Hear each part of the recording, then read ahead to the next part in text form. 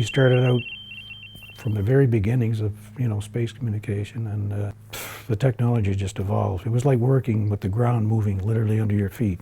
The Mill Village site was chosen in eastern Canada for a couple of reasons. One was there was a train track and station which allowed them to bring in the very large antenna structure pieces. There was also a supply of power within a few miles of the site. The site itself is in a natural bowl. You needed this so that no industrial noise from electronic machinery or whatever could get into the face of the antenna, because that would wash us out. People always thought there was something, a mist, like something special happening there. But really it was strictly telephone conversation, right?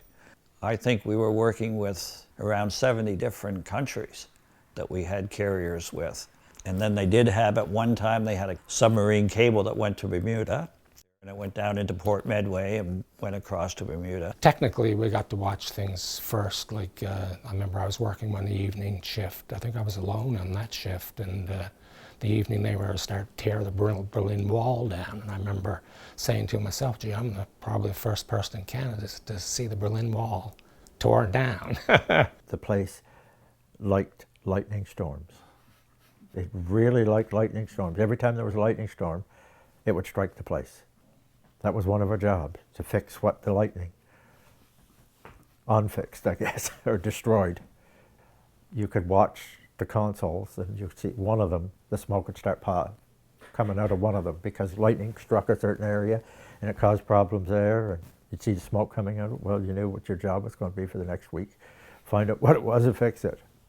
We would always go down on lots of times on our noon break down to Lee Anthony's store in Charleston, and everybody would have a bottle of pop or a bag of chips with him and sit around there and tell some yarns and stuff with Lee. We had the fire road all around the property, and it was a great place to go for a walk and see some wildlife. And every time I went to Montreal on business, managers' meetings or whatever, I just made me cringe when I saw the difference in the atmosphere. Working in a cubicle in a high-rise in Montreal versus having the freedom to go and walk out in the, Yeah.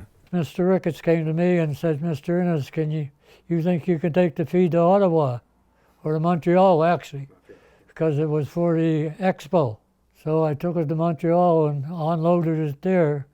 Then I took it back and took it to Ottawa, to Man in his Museum, and in his road, even. They said you won't miss your road because it's named Innes.